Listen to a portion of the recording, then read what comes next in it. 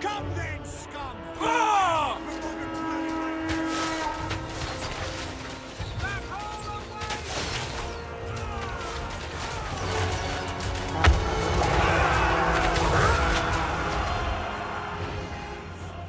Hey everyone, welcome back to the Art of Save Scumming. Thank you for tuning in. Today we're talking about Slaanesh and the changes coming to Slaanesh alongside Tides of Torment and Update 7.0. Today's video is going to focus pretty much, think of it like an FLC showcase.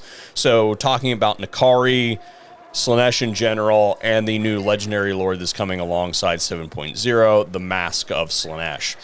Dakala is going to need her own video because a lot of what we're going to talk about here today will be applicable, but there's also some pretty stark differences, and that's all I can tell you at this point in time.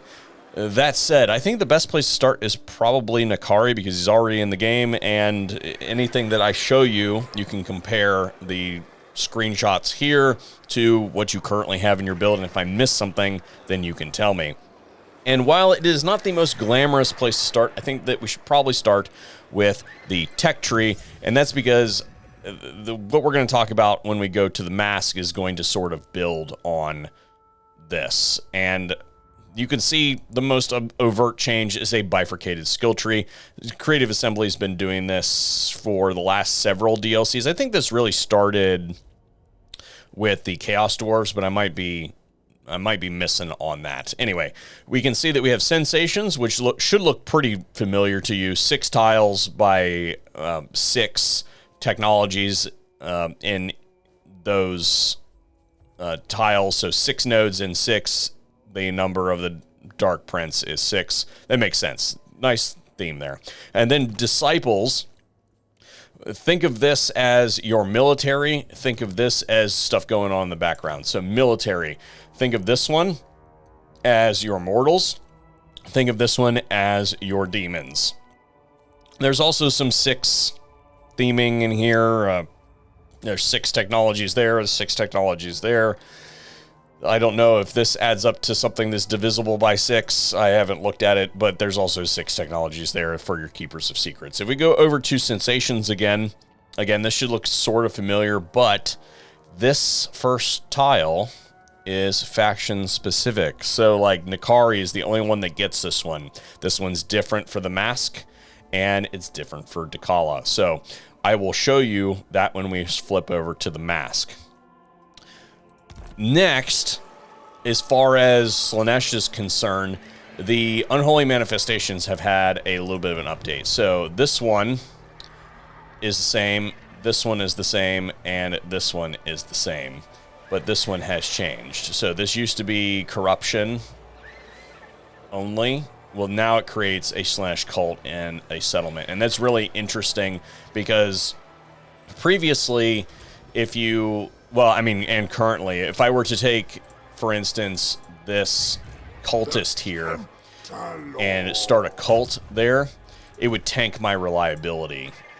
But if I were to do this Unholy Manifestation and create a cult, then it does not affect my reliability whatsoever. And I think Slaanesh really kind of needed that because you do a lot with your cults as Slaanesh. I mean, you literally have a button to proliferate the cults. So there's that. As far as the building chains are concerned, we have examples here. So this one is a demonic settlement, and it locks... This is a mortal settlement, and it locks out the demon buildings, right? Obviously, all the economy is still there, but the demonic buildings are locked out there and there. And if we go over to this one, it's reversed.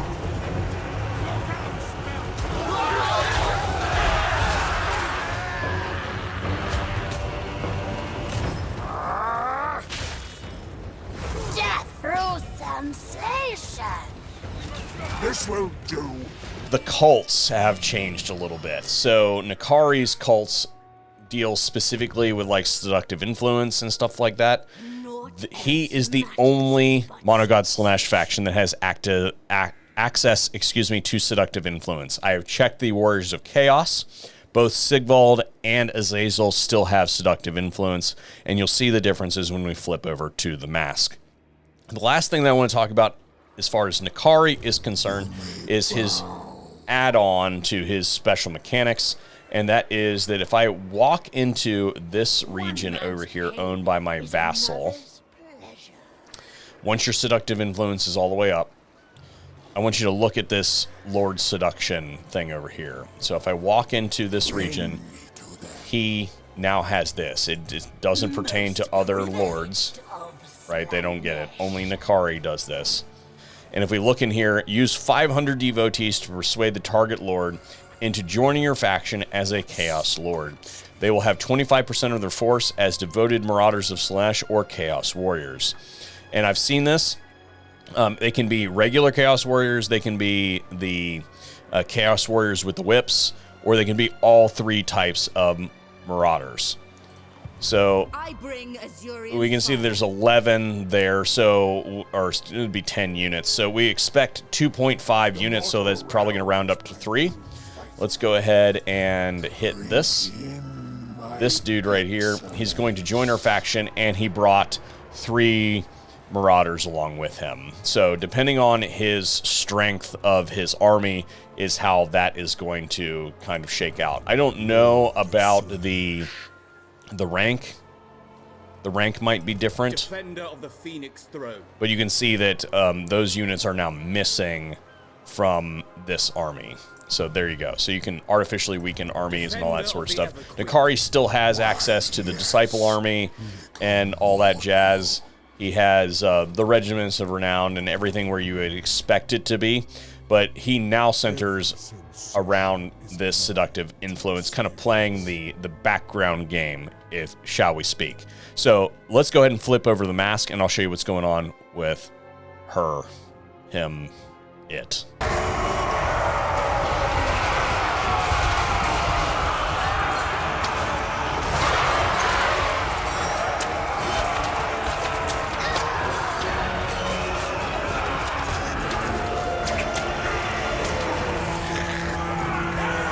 The Mask of Slaanesh.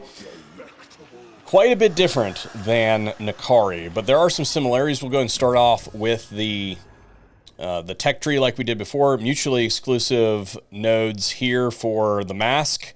Everything else the same as we covered before. You'll also notice that if we go into diplomacy and select somebody like, I don't know, Corone, no bar for Seductive Influence here, so you cannot use that mechanic, although you can still vassalize folks using the subjugation mechanic like Warriors of Chaos, where you take them down to the last settlement, defeat them, and then you can force vassalize them that way. So that is still possible to gain vassals. You just don't have access to the Seductive Influence mechanic. The Unholy Manifestations are the same as N'Kari's, but I am currently at the top of the Great Game, so you can see here that these effects are the enhanced effects, and that's why their numbers are different. Their cults are slightly different than what's going on with N'Kari. So if we go in here, they do not have the money building for the cults. They only have this devotee building. There's usually another one over here for N'Kari that is tied to the Seductive Influence that they can gain. But all the rest of the buildings are the same. So there's that. Now the Mask's mechanics. I'm going to explain how this works, and you'll see an overlay when I start like really getting into the weeds, so you can see each of the individual facets. But the way that the Mask's mechanic works is they have 2 things specifically that tie into each other. The first is the new resource, which is the tempo. And if I click on a lord, you can see your tempo bar right here is all the way up on the Mask currently. And you use that tempo to perform eternal dances. To get to the eternal dances, you can do this, or you can go into here and go to the eternal dance. And there are 4 different dances. Each one has a base, like just turn the thing on and it gives you this. This one, for instance, is experience gain 15%. This one is seduce units budget and seduce units cost. This one is Casualty Replenishment. This one is Winds of Magic Power Reserve and item drop chance from battle. That is the base, and then from there, you can select one of 4 attributes to add to that at each level. So once you got 500 tempo, you can select one of these. Once you got 1250, you can select one of these. Once you get 2250, you can select one of these. And once you get 3500, you get this, which is a skill that is available right here, and it allows you to use it on the map. So this one, for instance, is enables targeting of an enemy settlement to damage their garrison and generate devotees. So that's what that one does. The other ones do other things, and again, there'll be something that I'm going to overlay here shortly. Pause the video to go through each of the individual things. You guys have hammered me the last couple of videos about not looking at all the things, so you'll be able to go pause the thing at your leisure. When you change dances, And future. you do not lose all of it. You don't have to start over, so to speak.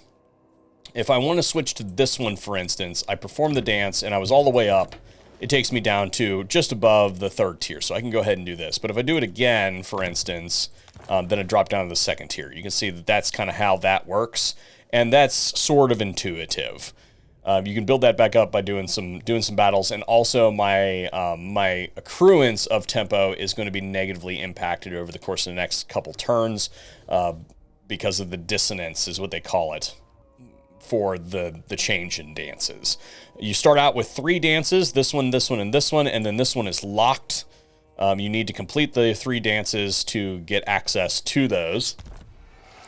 And once you complete a dance, it creates global bonuses. So all these global bonuses you can see are right here, and completing those dances will grant you those. The mask doesn't have to be the one to complete the dances. For instance, this one, we can complete the dances using, this one has done the 3rd one. So this one right here, that's how I got access to the 4th dance, was turning that one on and sending it to do this particular one. There's one more thing that I wanted to add for this. You can save this if you want to use this particular pattern. You can save it and load it for future use if you want to switch back and forth between the two. You don't have to set the thing up each time if that's something that you want to do. Obviously, it goes without saying that it isn't just the mask itself. It's not just the faction leader that has access to the dances. All of your characters can have access to the dances, and that allows you to kind of customize the effects of your army. So if you want an army that is very heavy defense, so you've got some Chaos Warriors, you don't really care about them being a little bit slower, for instance, then you could pop in here and go very heavy, let's see, less speed, more bonus versus large, for instance, or you could do... No, I probably wouldn't select that one because that's not very defensive. That one wouldn't be either. But like physical resistance plus 10 when attacking, well, that's something that could be a positive. So it's going to rack up all of those attributes over here, and you'll be able to customize those. If you want an army that's super in your face, then you can build that. If you want an army that's super defensive, you can build that. If you want one that basically is all about the magic, you can build that.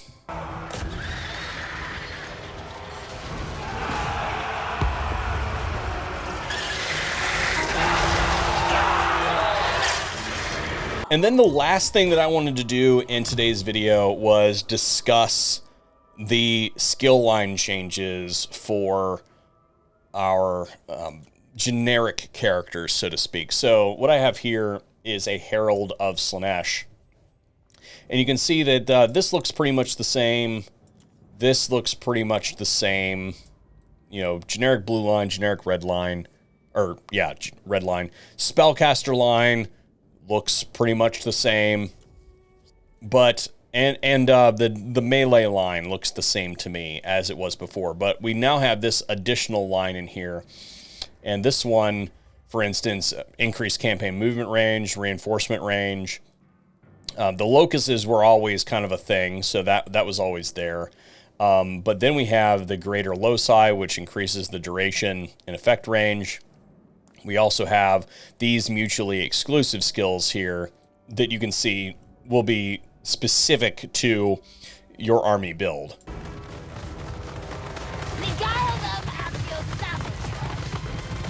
We can say the same thing about the Keeper of Secrets or the Exalted Keeper of Secrets. A lot of this looks the same. But again, we have some mutually exclusive stuff that is specific to the Exalted Keeper of Secrets.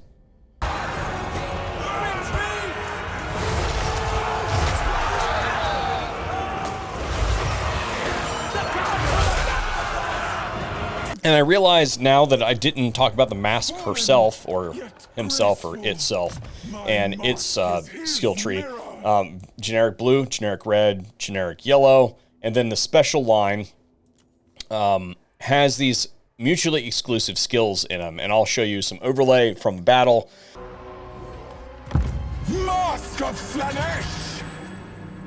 In attitudes of fury or despair or death, only grace matters! The mask is all about demon units and the demonettes.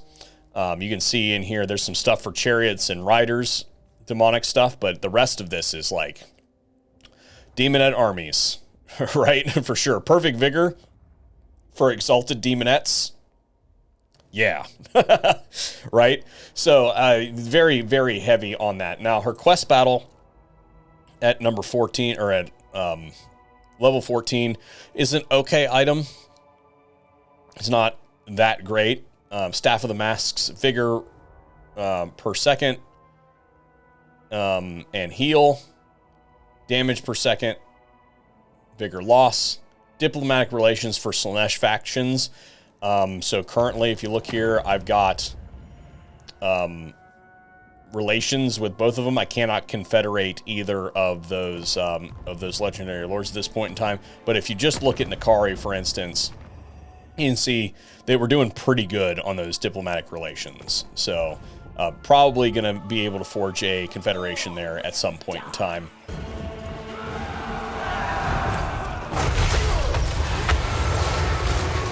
Through me, see him!